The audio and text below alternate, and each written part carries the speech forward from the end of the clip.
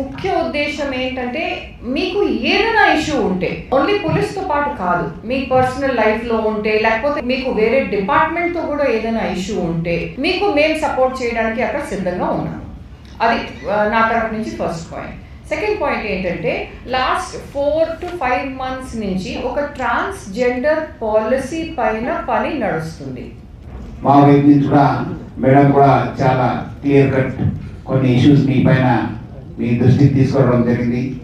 ముఖ్యంగా ఈ ఒక ట్రాన్స్జెండర్ పాలసీ అనేది చాలా విషయపైన ఆల్రెడీ వాళ్ళు చాలా అధ్యయనం చేయడం జరిగింది. ముఖ్యంగా మనకు సెన్సస్ కావచ్చు, అదేవిధంగా ఎడ్యుకేషన్ కావచ్చు, దానిపైన కూడా వాళ్ళు ఆల్రెడీ మనము కొంత రీసెర్చ్ కానీ కొంత సర్వే కూడా చేయడం జరుగుతుంది. మీరందరూ కూడా బయట వాళ్ళు వచ్చి చేస్తున్నారు. బయట వచ్చిన వాళ్ళు అంత తొందరగా వాళ్ళకి తెలుగు రాదు, ఎందుకంటే మనం కూడా పోయినప్పుడు చూస్తున్నాను. పీపుల్ ఆర్ కంప్లైనింగ్, తెలిసిన వాళ్ళు ఇదంతా చేస్తున్నారు అనేది నేను చెప్తున్నాను. మీరు మానుకోకపోతే చాలా అంటే చాలా కష్టపడాల్సి వస్తుంది, చాలా ఇబ్బంది పడతారు వాళ్ళు. ఎందుకంటే ఇప్పుడు అమ్మ చెప్పినట్లు వేరే వాళ్ళు చెప్పినట్లు ఏదో వాళ్ళు ప్రేమంతోనే ఇస్తేనే తీసుకోవాలి, కానీ మీరు పోయి వాళ్ళ దగ్గర దౌర్జన్యం వాళ్ళు మళ్ళీ వాళ్ళ ఇంటి ముందు మార్చడము.